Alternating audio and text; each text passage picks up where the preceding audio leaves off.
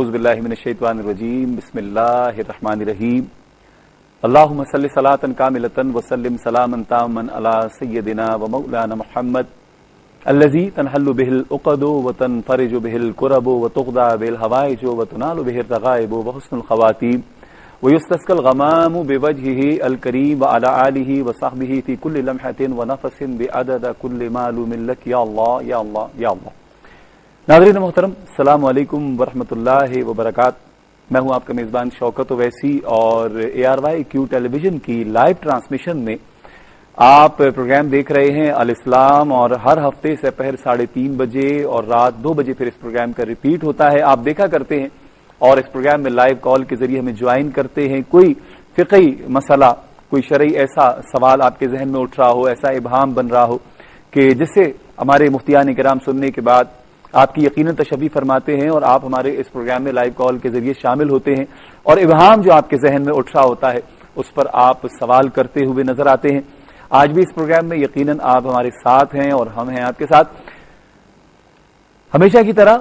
ہمارے ساتھ آج ایک بار پھر ممتاز و محترم عالم دین کہ جن سے آپ اور ہم سب بہت پیار کرتے ہیں اور ARYQ ٹیلی ویژن سے آپ انہیں بارہا دیکھا کرتے ہیں، بہت خوبصورت انداز بیاں ہے۔ تشریف فرما ہے ممتاز و محترم عالم دین حضرت علامہ مولانا مفتی محمد شاہد مدنی۔ السلام علیکم۔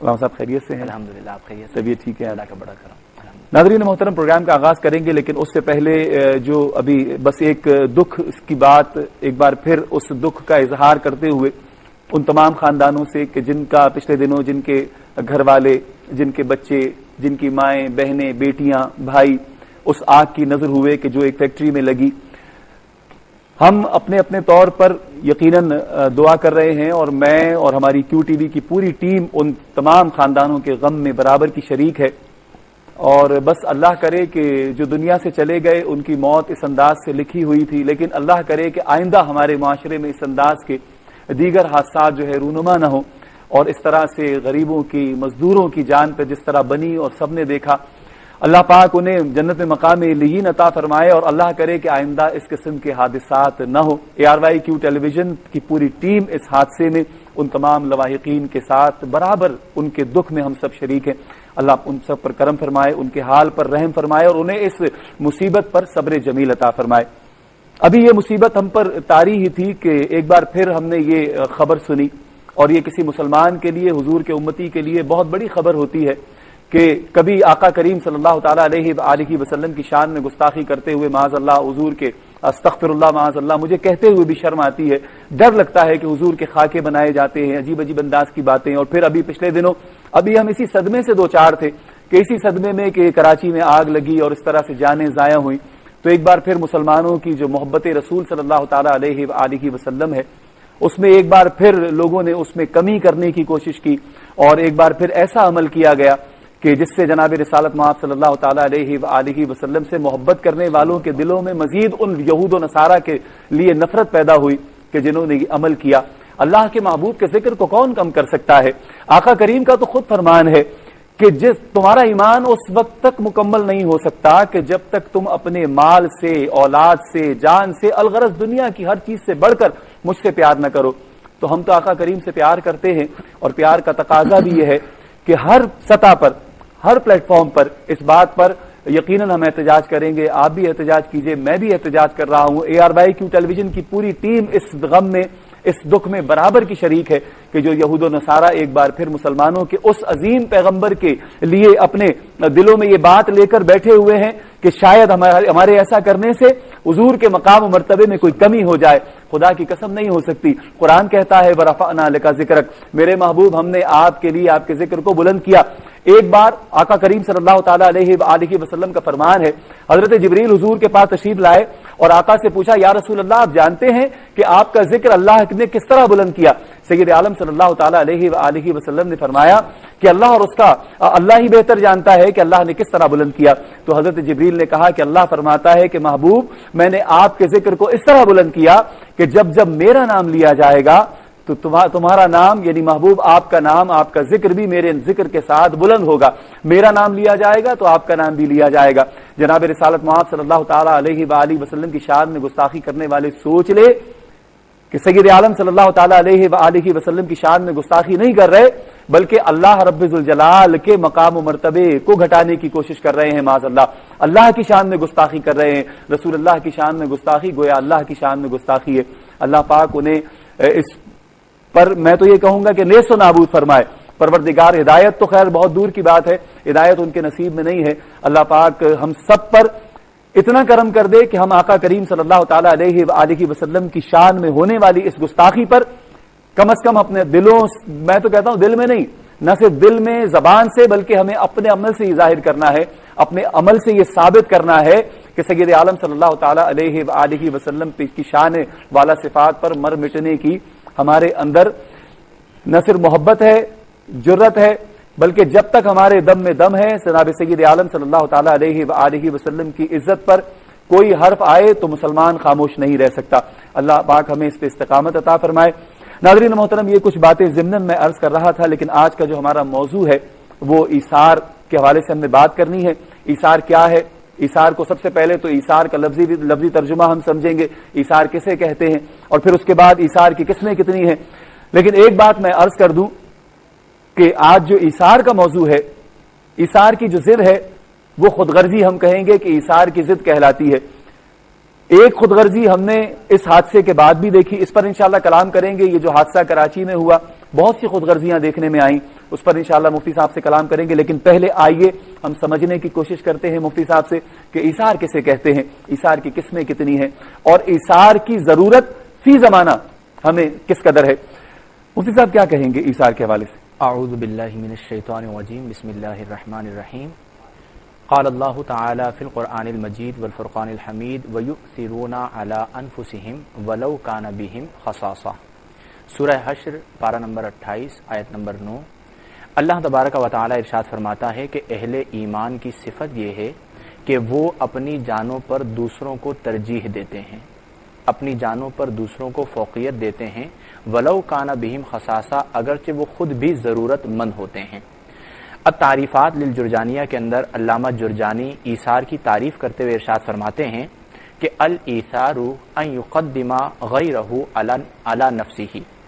ایثار یہ ہے کہ بندہ اپنے نفس پر دوسرے کو مقدم کر دے، اپنے نفس پر دوسرے کو فوقیت دے دے اور اپنے نفس پر دوسرے کو ترجیح دے دے. فی النفع لہ والدفع عنہ، اس کے نفع کے لیے بھی کہ اس کے نفع کو اپنے نفع پر ترجیح دے، اور اس سے ضرر اور مصیبت کو دور کرنے میں بھی اس کے نفس کو اپنے نفس پر ترجیح دے. اسلام کا حسن یہ ہے کہ اسلام اپنے ماننے والوں کو یہ سوچ اور یہ فکر عطا فرماتا ہے کہ جہاں جہاں ضرورت پڑے وہاں وہاں اپنے لیے نہ سوچیں، اپنے دیگر مسلمان بھائیوں اور بہنوں کے لیے سوچیں. نہ صرف مسلمانوں کے لیے بلکہ غیر مسلم اقوام کے لیے بھی سوچیں کہ وہ کس طرح اسلام کے قریب آئیں گے، وہ کس طرح قرآن و سنت کی بات مانیں گے، اور وہ کس طرح اللہ تبارک و تعالی کی وحدانیت پر ایمان لائیں گے.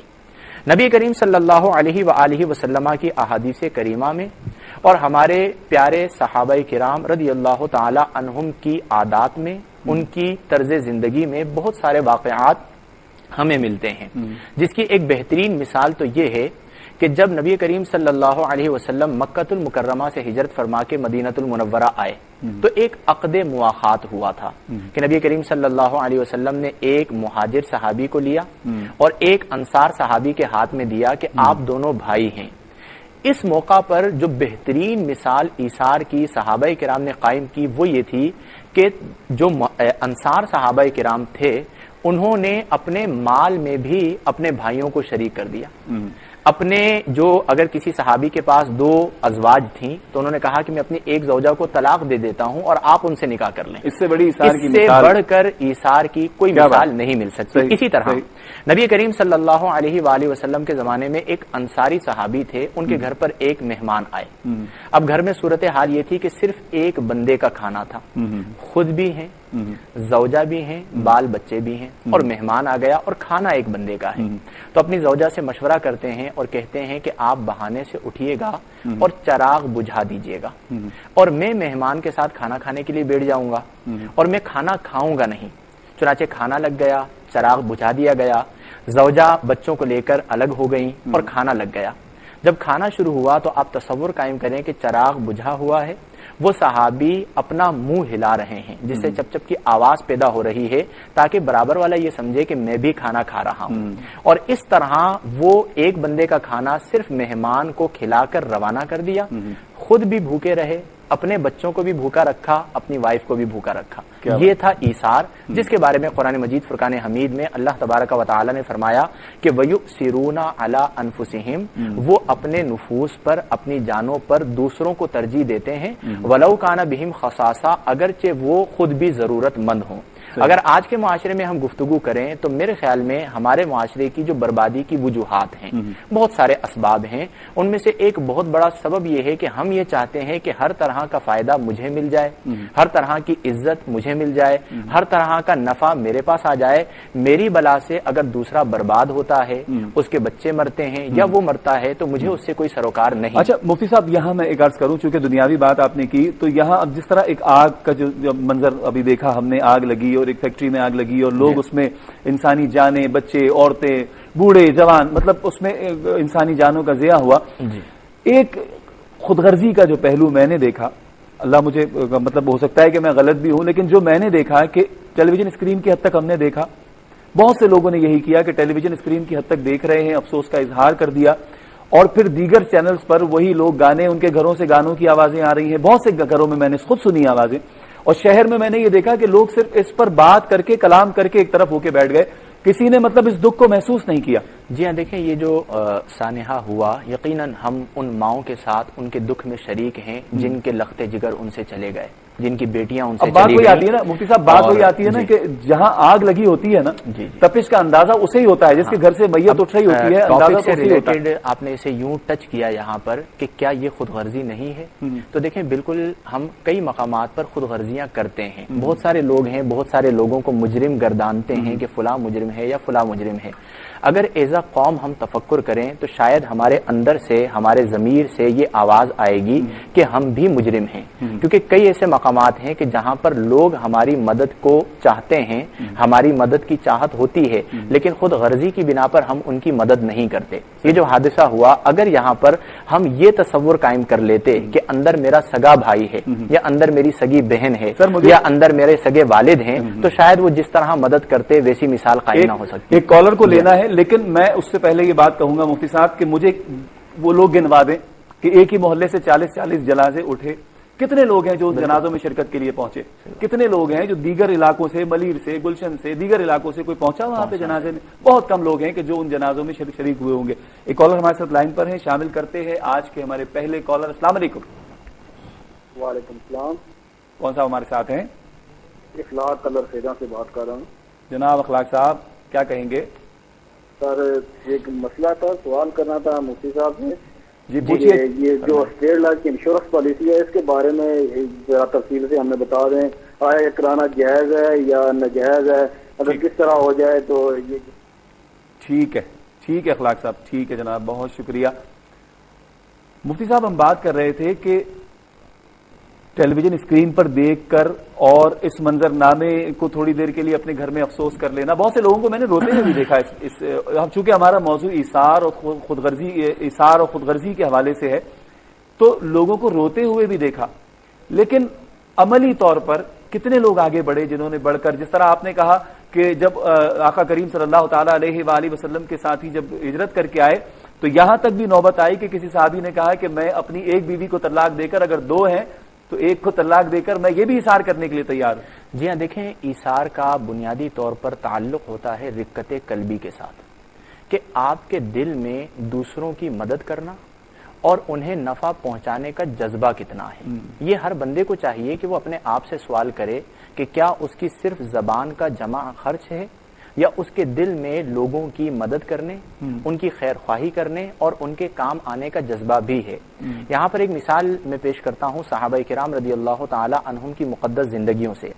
صحابہ کرام رضی اللہ تعالی عنہم میں سے ایک صحابی کے پاس کہیں سے ایک بکری کی سری آئی، یعنی کہ کسی نے بھیجا۔ کر لیتے ہیں پھر انشاءاللہ آپ سے یہ واقعہ سنتے ہیں۔ السلام علیکم۔ السلام علیکم۔ کون بات کر رہی ہے میری بہن؟ کوہاٹ سے بول رہی ہوں، شازیہ۔ جی شادیہ بہن، کیا پوچھیں گی؟ میرا مفتی صاحب سے سوال یہ ہے کہ یہ جو درود شریف ہے صلی اللہ علیہ یا محمد نور میں نور اللہ، یہ ہم مخصوص ایام میں پڑھ سکتے ہیں یا نہیں صرف باقی کے دنوں میں پڑھ سکتے ہیں؟ اچھا ٹھیک ہے، اور کچھ پوچھیں گی؟ جی بس شکریہ، یہی سب۔ بہت شکریہ شادیہ بہن، آپ کا بہت شکریہ، آپ نے کوہاٹ سے ہمیں جوائن کیا۔ مفتی صاحب بریک پر ہمیں جانا ہے، بریک سے لوٹیں گے انشاءاللہ، آپ سے پھر یہ واقعہ سنتے ہیں۔ ناظرین محترم، ایک مختصر سا وقفہ ہے۔ ایثار کیا ہے اور خود غرضی کیا ہے، اسی فرق کو سمجھ لیجئے بس آج اتنا سا ہمیں یہ فرق سمجھنا ہے کہ ایثار کیا ہے اور خود غرضی کیا ہے۔ اور خود غرضی کے حوالے سے تو ہمیں زیادہ کہنے کی ضرورت بھی نہیں ہے، لوگ بہت اچھی طرح سمجھتے ہیں کہ ہم اپنے مقصد کے لیے، اپنے مطلب کے لیے بعض اوقات دوسرے لوگوں کو استعمال کر رہے ہوتے ہیں۔ ہمیں صرف اپنے مطلب سے کام ہوتا ہے، اپنی کام کی چیز ہم دیکھ رہے ہوتے ہیں کہ ہمارا کہاں پہ مقصد ہے، کہاں پہ ہمارے مطلب کی چیز ہے، اس پر تو ہم فوکس کر رہے ہوتے ہیں، لیکن ہم یہ نہیں دیکھتے کہ سامنے والے کو کتنا نقصان ہو رہا ہوگا، سامنے والے کو کتنا وہ ہرٹ ہو رہا ہوگا ہمارے اس عمل سے، ہم اس پر غور نہیں کر رہے ہوتے۔ ایک مختصر سا وقفہ ہے، حاضر ہوتے ہیں بریک کے بعد۔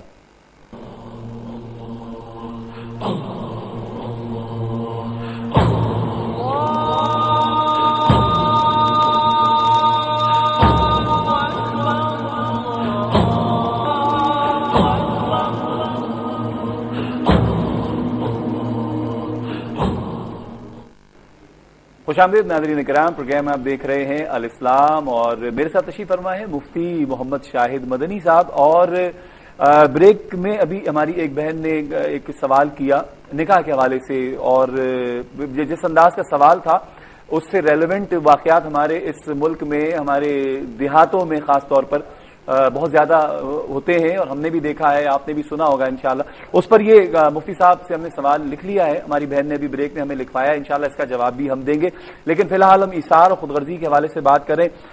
ذرا سا مجھے یہ بتائیں گے مفتی صاحب کہ لیکن اس سے پہلے جو آپ واقعہ شامل کرنا چاہ رہے ہیں صحابہ کرام رضی اللہ تعالی عنہم کے حوالے سے، کہ صحابہ کرام اپنی زندگیوں میں کس طرح ایثار کیا کرتے تھے۔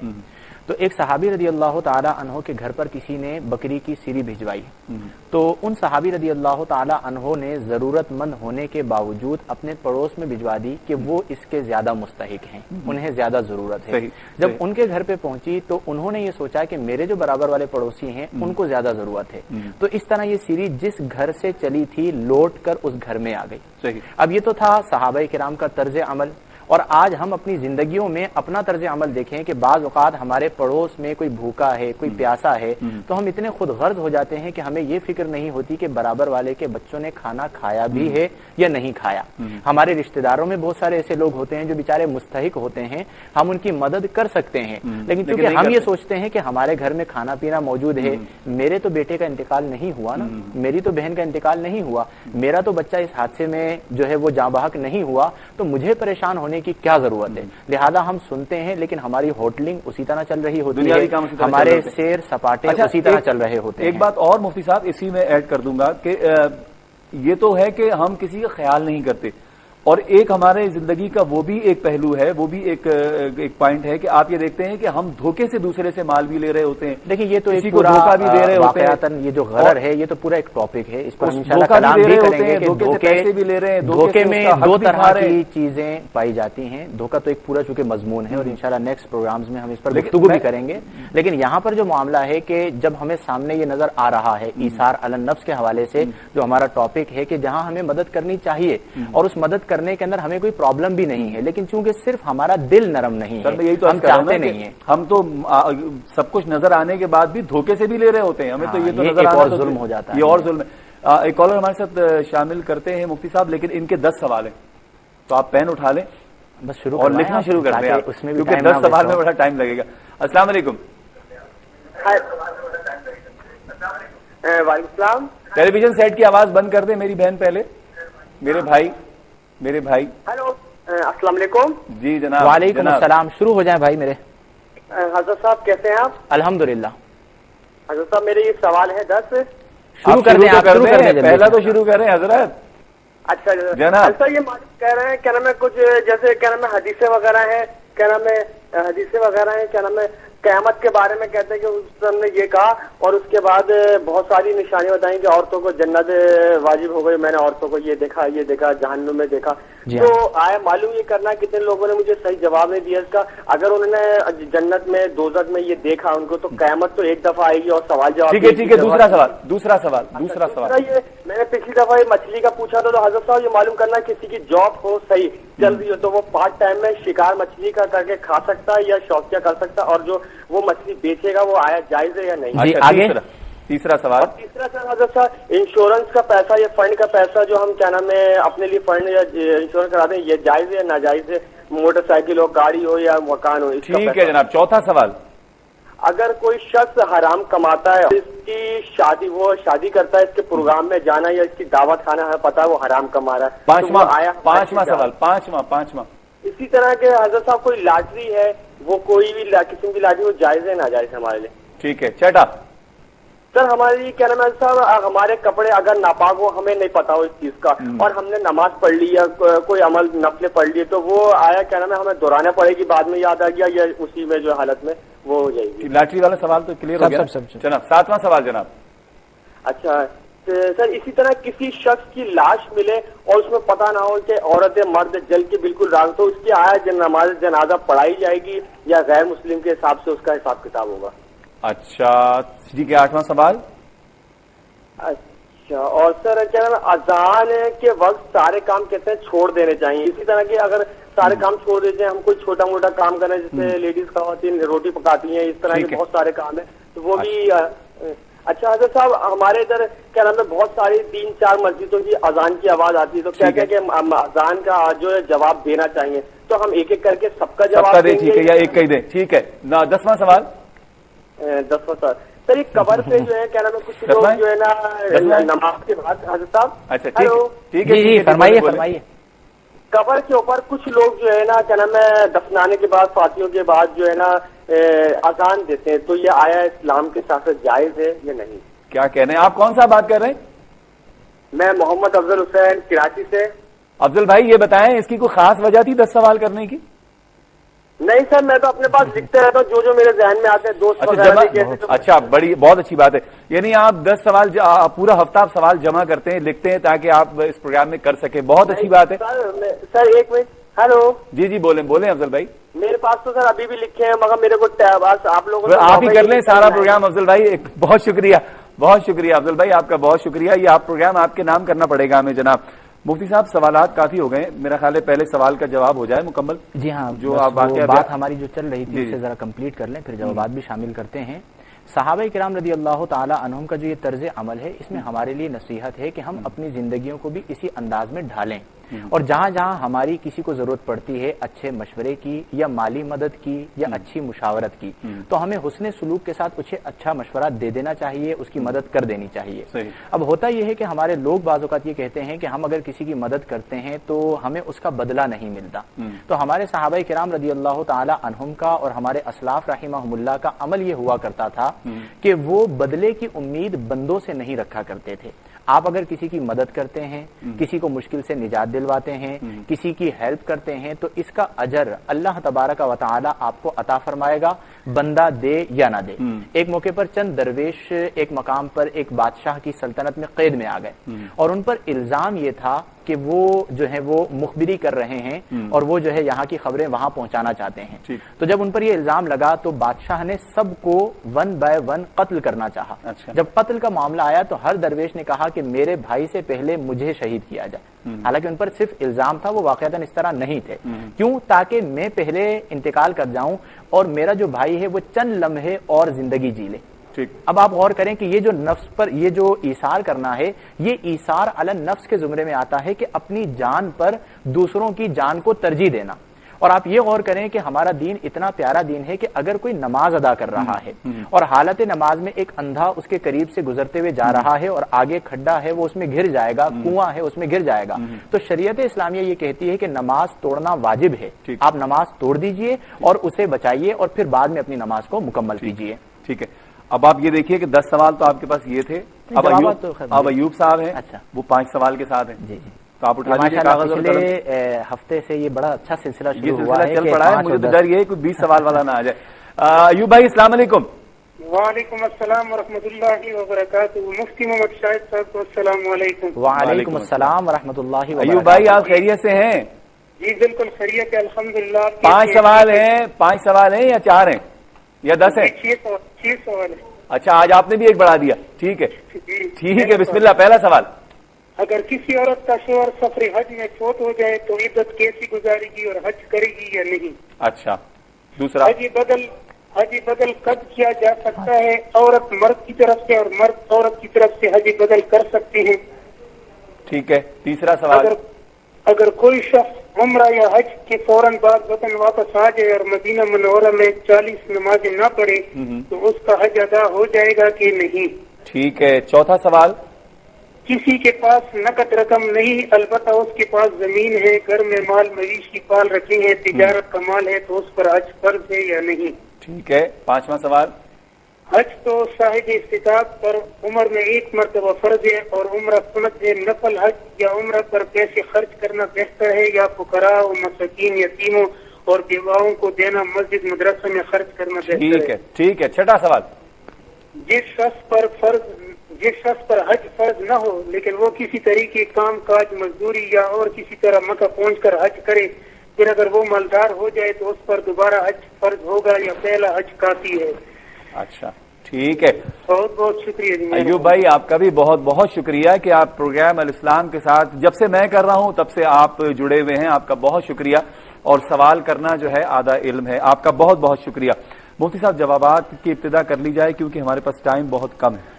जी हाँ, सबसे पहले एक कॉल आई थी अखलाक भाई की। उनका सवाल ये था कि इंश्योरेंस पॉलिसी जो ली जाती है क्या ये जायज़ है या नाजायज़ है? तो उमूमी तौर पर जो इंश्योरेंस पॉलिसीज बैंक देते हैं ये अक्सर औकात नाजायज़ होती हैं। इनमें सूद और दीगर चीज़ों का उनसर पाया जाता है। इनका पूछना ये था कि क्या इसका कोई शरई हल है? तो जी हाँ, इसका बिल्कुल शरई हल है। आजकल इस्लामिक बैंकिंग में एक तकाफुल का सिलसिला रखा गया है जो शरई हल है इंश्योरेंस का। तकाफुल का भी जो इंग्लिश में आप ट्रांसलेट करेंगे तो इंश्योरेंस ही बनेगा, लेकिन उसमें जो उसूल बनाए जाते हैं, जो कवानीन बनाए जाते हैं, वो इस्लामी कवानीन को पेश नजर रख के और शरई एडवाइजर्स जो होते हैं उनकी निगरानी में तरतीब दिए जाते हैं। तो अगर आप किसी बैंक से तकाफुल की पॉलिसी लेते हैं और वहां के शरई एडवाइजर से मशवरा कर लेते हैं, वो आपको मुतमईन कर देते हैं, तो वो आप ले सकते हैं। एक बहन ने कॉल की थी कोहाट से कि सल्लल्लाहु या मोहम्मद नूरुम मिन नूरिल्लाह, ये दुरूद पाक अय्याम मखसूस में पढ़ा जा सकता है? जी हाँ, बिल्कुल पढ़ा जा सकता है, इसमें कोई मुज़ायक़ा नहीं है। हाँ, अगर वुजू कर लें तो बहुत बेहतर बात है, लेकिन अगर आप पढ़ना चाहें तो बिल्कुल पढ़ सकती है, कोई गुनाह नहीं है। ऑफियर एक बहन ने कॉल की थी कि उनका जबरदस्ती निकाह हुआ, वो बिल्कुल राजी नहीं थी, ना उनसे इजाब करवाया गया, ना उनसे कबूल करवाया गया, बस उन्होंने सिग्नेचर कर दिए और गन पॉइंट पर उनके गालिबन भाई ने ये निकाह करवाया। तो क्या ये निकाह मुनअक़िद हो जाएगा? तो देखें, फ़िक़े हनफी के मुताबिक आक़िला बालिगा औरत का निकाह उसकी मर्जी के बगैर नहीं हो सकता। निकाह के लिए जानिबैन से तराजी यानी दोनों का, जिनका आपस में निकाह हो रहा है, उनकी रजामंदी बहुत जरूरी होती है। अगर उनमें से कोई एक राजी नहीं है, जबरदस्ती किया गया है, तो ये निकाह नहीं हुआ। वो कहीं और अपना निकाह मुनअक़िद करना चाहें तो वो बिल्कुल कर सकती हैं। और जिन्होंने ये घनावना काम किया, जबरदस्ती निकाह करवाया, उन्होंने गुनाह का काम किया है, उन पर तौबा वाजिब होगी और रोज़े क़यामत उन्हें जवाबदेह होना पड़ेगा। इसी तरह एक भाई ने कॉल की थी कि अहादीस मुबारका सुनने में आती हैं अलामात क़यामत के हवाले से कि नबी करीम अलैहिस्सलाम ने जन्नत को देखा, नबी करीम अलैहिस्सलाम ने जहन्नम को देखा और उसमें बहुत सारे अहवाल को, जन्नतियों के अहवाल को, जहन्नमियों के अहवाल को बयान किया। तो क्या ये दुरुस्त है? बिल्कुल। जब नबी करीम सल्लल्लाहु अलैहि वसल्लम सफर मेराज पर तशरीफ ले गए तो नबी करीम अलैहिस्सलाम ने इन तमाम अहवाल का मुशाहदा किया और उन्हें फिर बयान किया और वो अहादीस की सूरत में हमें मिला। लेकिन मैसेज के जरिए अगर आपके पास कोई हदीस आती है तो जब तक आप किसी मुस्तनद आलिम से उसकी तशफ़ी ना कर लें, सही, तब तक आप उसे आगे फॉरवर्ड मत कीजिए। हमसे अगर आपका राब्ता होता है तो आप कंफर्म कर लें। बहुत सारे लोग हैं जो हमसे कंफर्म करवाते हैं कि क्या ये हदीस सही है, तो जब हम उन्हें बता देते हैं कि ये हदीस सही है तो वो आगे फॉरवर्ड करते हैं, वरना नहीं, बगैर वेरिफिकेशन के आगे बढ़ाना मुनासिब। इसी तरह इन्हीं का एक और क्वेश्चन था कि मछली की जॉब के हवाले से गुज़िश्ता प्रोग्राम में इन्होंने पूछा था तो हमने जवाज को बयान किया था। अब इनका पूछना यह है कि दौरान सफर क्या ये मछली पकड़ने के बाद उसे پکا کر کھا سکتے ہیں؟ تو جی ہاں بالکل کھا سکتے ہیں. جو کام آپ کے لیے جائز ہے تو پھر اسے کھانا بھی آپ کے لیے جائز ہے. اور اس میں تو میں یہ عرض کروں گا کہ جن صورتوں میں مچھلی پکڑنا ناجائز ہے ان صورتوں میں بھی مچھلی کھانا جائز ہے. یہ ایک پہلی بھی پوچھی جاتی ہے کہ آپ بتائیے وہ کام کون سا ہے جو کرنا تو ناجائز ہے لیکن جب کر لیا جائے تو پھر اس کے بعد اسے کھانا جائز ہو جاتا ہے. تو تفریحاً مچھلی کا شکار ناجائز ہے لیکن اگر آپ نے مچھلی پکڑ لی ہے تو اب اس کے بعد آپ کے لیے کھانا جائز ہے کیونکہ اگر آپ اسے پھینکیں گے تو یہ مال کا ضیاع ہو جائے گا. آپ کھا سکتے ہیں. اسی طرح انشورنس کے حوالے سے انہوں نے بھی پوچھا تھا تو جو میں نے پہلا جواب دیا ہے وہی جواب ان کے لیے ہو جائے گا. اور ان کا اگلا سوال یہ تھا کہ حرام کوئی شخص کماتا ہے اور وہ دعوت کرتا ہے, مثال کے طور پر کسی کی شادی ہے اس کے گھر میں, اب ہم اس کے یہاں انوائٹ ہیں تو اس کے یہاں ہم کھا سکتے ہیں یا نہیں کھا سکتے؟ تو دیکھیں دو صورتیں ہیں. ایک تو وہ شخص ہے کہ جس کے بارے میں آپ کو کنفرم ہے کہ اس کی 1 to all جتنی بھی انکم ہے وہ ساری کی ساری حرام کی ہے. اب آپ اس کے گھر پہ نہیں کھا سکتے کیونکہ آپ کو یہ پتا ہے کہ جو میں کھا رہا ہوں یہ مال حرام ہے. لیکن ایسا آدمی ہے کہ جس کی انکم مخلوط ہے. مخلوط کا مطلب یہ ہے کہ کچھ ذرائع اس کے حلال آمدن کے ہیں اور کچھ ذرائع جو ہیں وہ حرام کے ہیں. تو اب ہم کیا کریں؟ تو اس میں عوام کے لیے تو جائز کا فتویٰ ہوتا ہے, وہ کھا سکتا ہے, عمومی طور پر یہی ہوتا ہے. لیکن جو علماء ہوتے ہیں ان کے لیے احتیاط کا تقاضا یہ ہوتا ہے کہ ایسی محفل میں نہ جائیں کیونکہ ان کی وجہ سے لوگوں کو ترغیب ملے گی, تو اس کی حوصلہ شکنی کی جانی چاہیے. لیکن یہ اس وقت ہے جب آپ کو کنفرم معلوم ہو جائے. اگر آپ کو کنفرم معلوم نہیں ہے تو آپ کسی کے بارے میں بدگمانی نہ کریں, آپ اچھا گمان کر کے تناول کر لیں, انشاءاللہ بہتر ہوگا. ٹھیک ہے, باقی سوالوں کا جواب ہم وقفے پر جائیں گے اور وقفے سے واپس آئیں گے. بالکل افضل بھائی کے سوال بھی ہیں, پھر ایوب بھائی کے سوالات ہیں, ان کے جوابات ہم نے دینے ہیں. ایک مختصر سا وقفہ ہے, حاضر ہوتے ہیں وقفے کے بعد.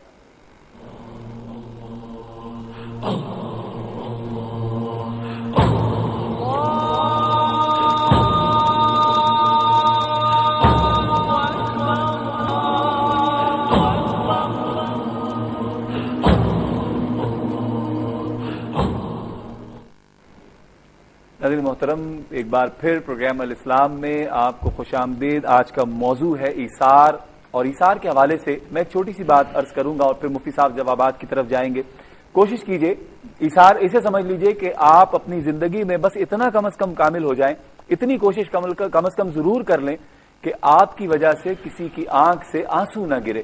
بس اس پر اگر کاربند ہو گئے نا آپ, تو انشاءاللہ زندگی بڑی آسان ہو جائے گی. مفتی صاحب کیا کہیں گے؟ جی ہاں, اگلا کویشچن ان بھائی کا یہ تھا کہ لاٹری جو ہے یہ جائز ہے یا ناجائز ہے. تو عمومی طور پر ہمارے یہاں جو لاٹریاں رائج ہوتی ہیں ان میں قمار یعنی جوئے کا معنی پایا جاتا ہے. اس بنا پر ان کے لیے عدم جواز ہوگا, یہ طریقہ اختیار نہیں کیا جائے مال کو حاصل کرنے کا. اگلا کویشچن یہ تھا کہ اگر کپڑے ناپاک ہوں, معلوم نہ ہو, نماز پڑھ لی, نماز پڑھنے کے بعد پتہ چلا کہ کپڑے تو ناپاک تھے, تو اس وقت جو نماز ادا کی تھی کیا وہ نماز ادا ہو چکی یا دہرانی پڑے گی؟ تو وہ نماز آپ کی نہیں ہوئی. اب آپ اس نماز کا اعادہ کر لیں گے, یعنی وہ نماز واجب الاعادہ ہوگی, دوبارہ آپ ادا کریں گے اور انشاءاللہ العزیز اس پر کوئی گناہ بھی نہیں ہوگا اگر آپ کو خبر نہ تھی تو. ٹھیک. اسی طرح ان کا اگلا کویشچن یہ تھا کہ اگر کوئی لاش ملے یا جلی ہوئی لاش ملی ہے اور یہ نہیں معلوم کہ وہ مسلمان کی ہے یا غیر مسلم کی ہے اور کوئی علامت بھی نہیں پائی جا رہی, تو کیا کیا جائے گا؟ تو دیکھیں, اگر تو وہ مسلمانوں کے ایریا سے مل رہی ہے اور ظاہری قرائن یہ ہے کہ مسلمان ہی کی ہوگی تو اسے مسلمان تصور کرتے ہوئے مسلمانوں والا سلوک کیا جائے گا. اور اگر کسی ایسے ایریا سے ملی ہے کہ جہاں پر غیر مسلمز کی کثرت ہے, بہت کثرت کے ساتھ وہ پائے جاتے ہیں, تو پھر ان کے ساتھ وہ والا معاملہ کیا جائے گا. تو ظاہری قرائن اور اس فیلڈ کے لوگوں سے مشاورت کر لی جائے, جس طرح کا قرینہ قائم ہوگا, جس طرح ہمیں محسوس ہوگا, اس طرح کا عمل جو ہے وہ قائم کیا جائے گا. اسی طرح ان کا ایک اور کویشچن تھا کہ آزان کے وقت کہا جاتا ہے کہ تمام کام جو ہے وہ آزان کے وقت چھوڑ دیے جائیں. تو اس کا مطلب کیا ہے کہ اگر ہم کوئی کام کر رہے ہیں تو ترک کر دیا جائے؟ جی ہاں, آداب آزان سے یہی ہے کہ آپ جو کام کاج کر رہے ہیں ان تمام کام کاج کو آپ موقوف کر دیں, کیونکہ ہمارے یہاں یہ ملتا ہے کہ اگر کوئی ہتھوڑا اٹھایا کرتا تھا اور آزان کی آواز آ جایا کرتی تھی تو مارا نہیں کرتے تھے, رکھ دیا کرتے تھے. لیکن اگر ایسا ہے کہ کوئی ایسا ضروری کام ہے, مثال کے طور پر آپ مریض کو چیک کر رہے ہیں اور آزان شروع ہو گئی, اب آپ یہ کام بھی چھوڑ دیجئے کہ جناب آزان ہوگی تو مریض کو چیک کروں گا, تو ایسا نہیں ہے. یہاں پر چونکہ ایک اچھا مقصد ہے, تو اگر آپ کوئی اچھے مقصد والا کام کر رہے ہیں تو آپ اسے جاری رکھ سکتے ہیں, ساتھ ساتھ آزان کا جواب دیتے رہیں, تو یہ بہت بہتر ہوگا. اسی طرح انہوں نے کہا کہ بہت ساری مساجد ہیں, مثال کے طور پر ہمارے گھر میں 5 مسجدوں سے آزان آتی ہے, تو اب ہم سارے کام کاج چھوڑ کے بیٹھ جائیں, پہلے ایک آزان کا جواب دیں, پھر دوسری کا, پھر تیسری کا, پھر چوتھی کا. تو ایسا نہیں ہے. جب آپ نے ایک آزان کا جواب دے دیا, آپ کا ذمہ پورا ہو گیا. اس کے بعد اگر آپ اپنے کام کاج کرتے رہتے ہیں تو آپ کے اوپر کوئی مذائقہ نہیں ہے, کوئی تنگی نہیں ہے, آپ کر سکتے ہیں. اسی طرح ان کا ایک اور کویشچن کوشچن یہ تھا کہ بعد دفنانے کے قبر پر آزان دی جاتی ہے تو اس کی شرعی حیثیت کیا ہے؟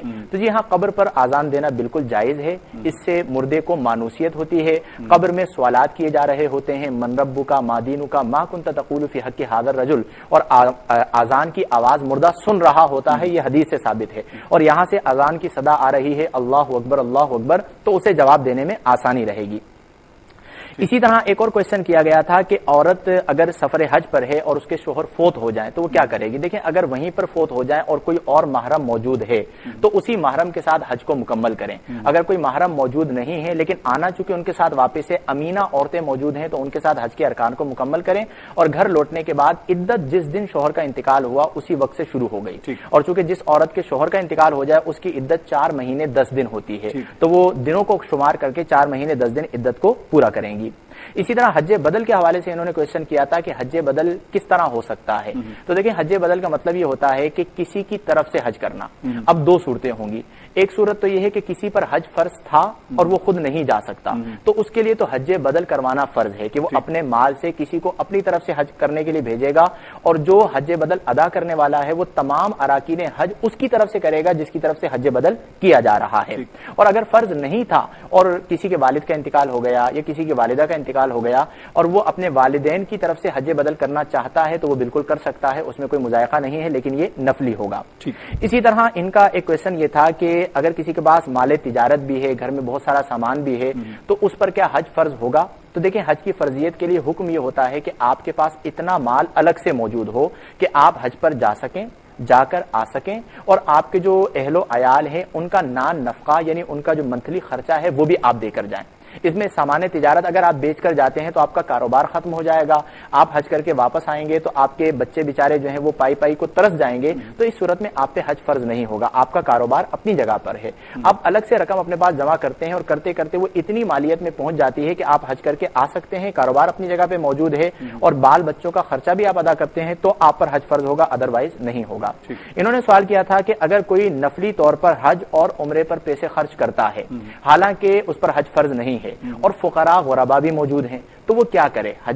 نفلی حج کرے، نفلی عمرہ کرے، یا پھر فقراء پر خرچ کرے؟ تو دیکھیں، اسے ہم صورتحال پر موقوف کریں گے۔ اگر صورتحال یہ ہے کہ غرباء کو بہت زیادہ مال کی ضرورت ہے، زلزلہ آ گیا ہے، سیلاب آ گیا ہے، اور آپ حج عمرہ نفلی طور پر کرنے کے لیے جاتے ہیں اور یہ بیچارے بھوک سے مر رہے ہیں، تو میرا مشورہ تو یہی ہوگا کہ آپ حج کو ترک کر دیجئے، نفلی حج کو ترک کر دیجئے، عمرے کو ترک کر دیجئے اور ان غرباء پر خرچ کریں، تو انشاءاللہ آپ کو اس پر ثواب زیادہ ملے گا۔ لیکن اگر کوئی بندہ ہے وہ اپنے مال کا مالک نہیں خرچ کرتا، حج کرنے کے لیے جاتا ہے، عمرہ کرنے کے لیے جاتا ہے، تو یہ یاد رکھیے گا ہم اسے گناہگار بھی قرار نہیں دے سکتے۔ ہوتا یہ ہے کہ ہمارے ہاں لوگ اس طرح کے موضوعات کو لے کر لوگوں کو کہتے ہیں تم یہ صحیح کر رہے ہو، تم یہ غلط کر رہے ہو، یہ غلط طریقہ کار ہوتا ہے۔ ہاں، بہتر یہ ہے کہ اپنے اطراف و اکناف میں ضرورت مندوں کو دیکھ لیا جائے، اگر ضرورت مند ہیں تو ان پر خرچ کریں، یہ زیادہ بہتر ہے، انشاءاللہ حج عمرے کا ثواب بھی مل جائے گا۔ انہی کا آخری کوشچن یہ تھا کہ حج فرض نہیں ہوا، کسی کام سے گئے سعودیہ عربیہ، وہاں پر موقع ملا، حج کر لیا، پھر لوٹ کر پاکستان آ گئے، پھر اس کے بعد آپ کے پاس اتنا مال آ گیا جتنے مال سے حج فرض ہوتا ہے، تو کیا حج فرض ادا کرنے کے لیے دوبارہ جائیں گے؟ تو یاد رکھیں کہ زندگی میں حج ایک ہی بار فرض ہے۔ اگر آپ نے زندگی میں ایک مرتبہ حج کر لیا تو آپ کا فرض ساقط ہو گیا، اب آپ دوبارہ جو ہے وہ حج کرنے کے لیے جائیں، یہ ضروری نہیں، لیکن اپنے مال کو خرچ کر کے حج کرنا، اس کی ایک اپنی نورانیت اور اس کی ایک اپنی روحانیت ہوتی ہے۔ کسی کے پیسے پر حج عمرہ کرنا اور اپنی ذاتی حلال کی کمائی ہوئی رقم خرچ کر کے حج عمرہ کرنا، ان دونوں کے مزوں میں فرق ہوتا ہے۔ تو اگر اللہ تبارک و تعالی نے آپ کو توفیق عطا فرمائی ہے، آپ کے پاس اتنا مال، حج ہو جاتا ہے، وہ میں نے پہلے بیان کر دیا، حج ادا ہو جاتا ہے، لیکن اس کے بعد اگر آپ کو اتنی توفیق مل جاتی ہے۔ آپ نے یہ کہا کہ کسی کے پیسوں سے حج یا عمرہ کیا جائے اور یا اپنے پیسوں سے کیا جائے، تو ان دونوں پیسوں میں مزہ اپنے پیسوں میں ہے۔ جی ہاں، لیکن حج فرض ادا ہو جائے گا، وہ ہم پہلے بیان کر عمرہ بھی ہو جائے گا، حج بھی ہو جائے گا۔ اگر اصول کسی اور کے پیسوں سے اسے آپ اصول کی صورت میں یوں لے لیجئے کہ حج زندگی میں ایک بار فرض ہے۔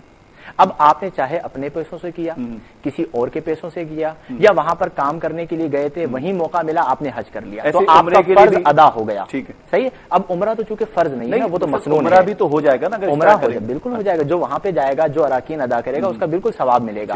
لیکن حج کی روحانیت کیا ہے کہ آپ پر حج کب فرض ہوتا ہے؟ جب آپ اپنا مال خرچ کر کے جاتے ہیں اور آپ کے پاس اتنا مال آ جاتا ہے. تو میں مشورہ یہ دینا چاہ رہا تھا کہ اگر اللہ نے آپ کو بعد میں توفیق عطا فرما دی، آپ کے پاس اتنا مال آ گیا، تو پھر آپ اپنا مال خرچ کر کے حج کرنے کے لیے جائیں تو یہ سونے پر سہاگا ہوگا اور اس میں انشاءاللہ آپ کے لیے مزید اجر ہوگا. ٹھیک ہے. اچھا، بریک سے جب ہم آئے تھے تو میں نے ایک بات کی تھی اور اس کو جملے کو پھر آپ کی طرف کیا تھا کہ جی مفتی صاحب کیا کہیں گے، لیکن آپ چونکہ سوالات زیادہ ہیں تو یہ نپٹانے کے چکر میں شاید آپ کے ذہن میں یہ تھا. نہیں، وہ میں سوال میں جو بات کر رہا تھا اس سے ریلیونٹ میں چاہ رہا تھا کہ کچھ آپ بھی اس پہ کامنٹ دیں کہ ایک ہم اگر زندگی میں یہی ایک تو ایثار یہ ہے کہ ہم کسی کے کام آ جائیں، کسی کے ساتھ جتنی بھلائی کر سکیں، نیکی کر سکیں، اپنے سے کسی کو نقصان نہ ہو. کوئی ایسا معاملہ، مثال کے طور پہ روڈ پہ کوئی ہم گزر رہے ہوتے ہیں، کوئی زخمی ہے اور اس کو ہماری مدد کی ضرورت ہے، لیکن ہم اس بات کو خود غرضی بناتے ہوئے کہ یار اگر ہم نے اسے اٹھا لیا کر لیا تو یہ تو ہمارے لیے مسئلہ کھڑا ہو جائے گا، ہمارے لیے پریشانی کا باعث ہوگا، یہ بھی ایک صورت تھی. لیکن ایک جس پر میں کلام کر رہا تھا کہ اگر ہم زندگی میں یہ کوشش کریں، صرف اسی کوشش پر کاربند ہو جائیں، اسی عمل پہ استقامت لانے کی کوشش کریں کہ ہم سے کسی کو اذیت نہ ہو، ہم سے کسی کو تکلیف نہ ہو، تو کیا اسے بھی ہم ایثار کے حوالے سے دیکھ؟ جی ہاں، دیکھیں اسلام کے دو چیزیں بہت اہم ہیں. نمبر ایک پیس یعنی امن، اور نمبر دو احساس. ہمارے یہاں احساس کا اکثر چلایا جاتا ہے الحمدللہ خواجہ غریب نواز ویلفیئر ٹرسٹ کے تھرو.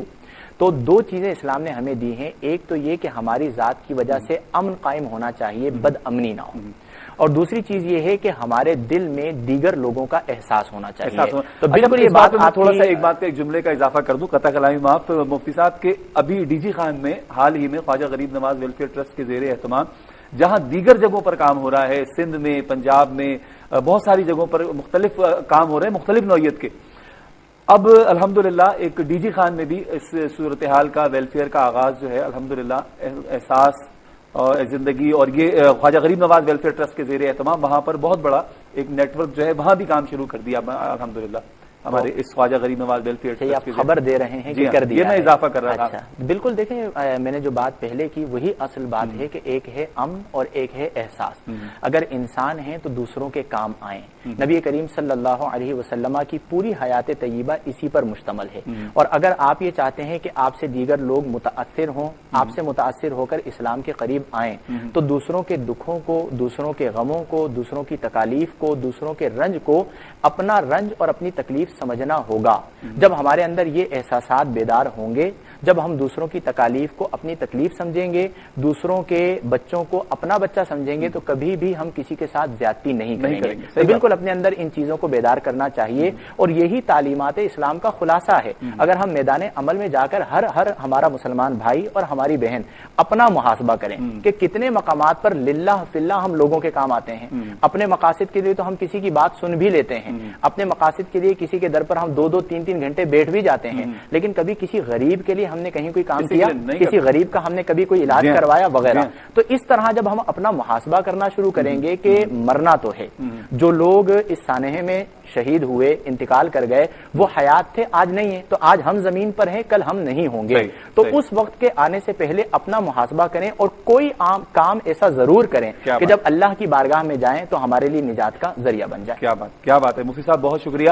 آخر میں ہم نے آپ سے دعا کروانی ہے، آج ہم دعا کریں گے اور یہ دعا اس لیے بھی کر رہے ہیں کہ لاکھوں لوگ اس وقت ہمیں دیکھ رہے ہوں گے، ہمارے ساتھ شامل ہیں، تو ان لوگوں کے لیے دعا کریں گے کہ جو فیکٹری کے اس حادثے میں، کراچی میں، لاہور میں، جہاں جہاں جو جل کے ان دنوں جو لوگ جن پر یہ سانحہ یہ گزرا اور یہ پہاڑ ٹوٹا، ان کے لیے دعا کریں گے. ہو سکتا ہے کہ اتنے سارے لوگوں کی آمین جو ہے اللہ پاک ہمارے حق میں بھی قبول فرمائے. یہ دعا کرنا ہمارے لیے اللہ پاک اس سے باعث سے نجات بنا دے. ناظرین محترم، آخر میں مفتی شاہد صاحب دعا فرمائیں گے، لیکن جو باتیں ابھی مفتی صاحب نے کی اور جو ہمارے پروگرام کا حاصل ہے، اور خواجہ غریب نواز ویلفیئر ٹرسٹ کی میں بات کر رہا تھا، عید قرباں قریب آ رہی ہے، اس حوالے سے بھی ہمیں کام کرنا ہے. خواجہ غریب نواز ویلفیئر ٹرسٹ کام کر رہا ہے اور زندگی کا احساس کرنا جو ہے دراصل زندگی ہے. جس بندے میں احساس نہیں ہے گویا وہ پھر انسان ہی نہیں ہے. مفتی صاحب اس طرح فرما رہے تھے کہ ہم اگر تھوڑا سا اٹھ کھڑے ہو، ہم اپنے لیے، اپنی ذات کے لیے، آپ یقین جانیے ایسا ہی ہوتا ہے. اگر ہمارا کوئی کام ہے، کسی نوکری کے لیے جانا ہے، کسی اور مسئلے میں پریشانی ہے، کورٹ کے، عدالت کے، کسی سیٹ کے دفتر کے، ہم لا تعداد چکر لگاتے رہیں گے، فون کالز گھما گھما کے تھک جائیں گے. لیکن اگر کوئی غریب یہ کہہ دے کہ میرے لیے تھوڑا سا یہ کام کر دو کہ میری فلاں اسپتال سے یہ کام، میرا کوئی دوا لے آؤ، یا کوئی انداز کا کوئی کام کوئی حوالے کر دیا جائے آپ کے، تو یقین جانیے کہ لوگوں پر ایک عجیب و غریب کیفیت طاری ہو جاتی ہے. میں بھی شامل ہوں. ہم کسی دوسرے کا کام کرنا اپنے لیے بہت بڑا پہاڑ، بہت بڑی مصیبت سمجھتے ہیں. ہاں ہمارا اپنا کوئی لالچ ہو، ہمارا کوئی اپنا مقصد ہو، ہمارا کوئی اپنا مطلب ہو تو ہم دوڑ کے چلے جائیں گے. خدا را اس خود غرضی کو ختم کیجئے. ان لوگوں میں شامل ہو جائیے کہ جو حضرت ابراہیم کے جب آپ کو آگ میں نمرود کی آگ میں ڈالا گیا تو لوگ پانی ڈالنے والے بھی تھے اور آگ لگانے والے بھی تھے. ان لوگوں میں شامل ہونے کی کوشش کیجئے کہ جو اس آگ کو بجھانے کی کوشش کر رہے تھے. اللہ پاک ہمیں ان باتوں پر عمل کی توفیق عطا فرمائے اور کل بروز حشر ہمیں شرمندگی نہ ہو اللہ کے حضور. اور اللہ کو بڑا پسند ہے. آپ یقین کیجئے کوئی انسان اگر کسی انسان دوسرے آدمی کے لیے، دوسرے انسان کے لیے اٹھ کھڑا ہوتا ہے کسی کام کے لیے، اس کے کام آنے کی صرف نیت کرتا ہے، اللہ پاک عرش معلی سے اس بندے کے لیے رحمتوں کا پیام بھیج دیتا ہے. تو کوشش کیجئے دوسروں کے کام آئیے کہ کرو مہربانی تم اہل زمین پر، خدا مہرباں ہوگا عرش بری پر. اپنے میزبان شوکت اویسی کو اجازت دیجیے. انشاءاللہ اگلے ہفتے آپ سے پھر ملاقات ہوگی ٹھیک 3:30 بجے. یہ پروگرام رات 2 بجے ریپیٹ ہوگا. ریپیٹ آپ ضرور دیکھیے گا. مفتی صاحب آپ سے درخواست ہے کہ آپ دعا فرمائیں اور پروگرام کا اختتام آپ کی دعا پر ہوگا. الحمدللہ رب العالمین والصلاة والسلام علی سید الانبیاء والمرسلین. اللہم ربنا آتنا فی الدنیا حسنة وفی الآخرة حسنة وقنا عذاب النار وقنا عذاب القبر وقنا عذاب الحشر وقنا عذاب السقر وقنا حساب الميزان. یا الہ العالمین یا ارحم الراحمین، ہم تیرے گناہگار بندے تیری بارگاہ میں دستے سوال دراز کیے ہوئے حاضر ہیں. 11 سپتمبر کے سانحے میں ہمارے کئی مسلمان بھائی، ہماری کئی بہنیں، ہمارے کئی بچے نونہال اس دنیا سے رخصت ہوئے، جل کر خاکستر ہوئے. اے مولا کریم، ہم ان کے لیے تیری بارگاہ میں دعا کرتے ہیں، انہیں جنت الفردوس میں اعلیٰ مقام عطا فرما. اے مولا کریم، ان کی قبور پر رحمت و رضوان کی بارشیں نازل فرما. اے مولا، جو ان کے اہل خانہ ہیں، جو ان بچوں کی مائیں ہیں، جو ان کے والدین ہیں، جو ان کی زندہ بہنیں ہیں، وہ بہت پریشان ہیں. رو رو کر ان کی آنکھیں خشک ہو گئیں، آنسو ختم ہو گئے. اے مولا، ان کا گھر اجڑ گیا. اے مولا، ہماری ماؤں کو جن کے بچے ان سے جدا ہو گئے صبر کی توفیق عطا فرما. اے مولا، اس صبر پر انہیں اجر عظیم عطا فرما. اے مولا، یقیناً یہ ہماری اپنی بد اعمالیاں ہیں، ہمارے اپنے کرتوت ہیں جن کی وجہ سے اس طرح کے واقعات ہمارے معاشرے کا حصہ بنتے ہیں. اے مولا، آج ہم سب مل کر تیری بارگاہ میں رجوع کرتے ہیں، تجھ سے معافی مانگتے ہیں. جو ہم نے چھپ چھپ کر گناہ کیے، خلوت میں گناہ کیے، جلوت میں گناہ کیے، ظاہری گناہ کیے، باطنی گناہ کیے، اے مولا آج تجھ سے معافی مانگتے ہیں. تو ہمیں معافی عطا فرما. اے مولا، تو ہمیں معافی عطا فرما. اے مولا، تو ہمارے گناہوں کو معاف فرما. اے مولا، مرنا ہم نے بھی ہے، انتقال ہمارا بھی ہونا ہے. اے مولا، ہمیں عبرت ناک موت سے نجات عطا فرما. اے مولا، ہمیں قبر کی سلامتی عطا فرما. اے مولا، ہمیں حشر کی سلامتی عطا فرما. اے مولا، ہم تیرے محبوب صلی اللہ علیہ وآلہ وسلم کے محبت کرنے والے ہیں، انہیں چاہنے والے ہیں، ان کی ناموس پر مر مٹنے والے ہیں. اے مولا، جو بدبخت ہمارے پیارے آقا صلی اللہ علیہ وسلم کی شان میں گستاخی کا ارادہ کرتے ہیں، اے مولا خاکے بناتے ہیں، اے مولا انہیں تباہ و برباد فرما. اے مولا کریم یا الہ العالمین، ہمیں غیب سے مدد عطا فرما. اسلام کو غلبہ عطا فرما. دین اسلام کا بول بالا فرما. دشمنان اسلام کو نیست و نابود فرما. ہمارے ملک پاکستان کو اے مولا استحکام و دوام عطا فرما. اندرونی بیرونی سازشوں سے محفوظ فرما. ملک پاکستان کو شریعت و سنت کا گہوارہ بنا. ملک پاکستان کے جملہ مکینوں کو شریعت و سنت کا پابند بنا. یا الہ العالمین، ہمارے تمام جو لوگ اس دعا میں شریک ہوئے، سب کی دلی نیک و جائز دعاؤں کو، تمناؤں کو، التجاؤں کو، آرزوؤں کو اپنی بارگاہ میں درجہ قبولیت عطا فرما. آمین بجاہ النبی الامین وصلی اللہ تعالی علی خیر خلقہ وزینت فرشہ وقاسم رزقہ سیدنا و مولانا محمد صلی اللہ علیہ وسلم برحمتک یا ارحم الراحمین.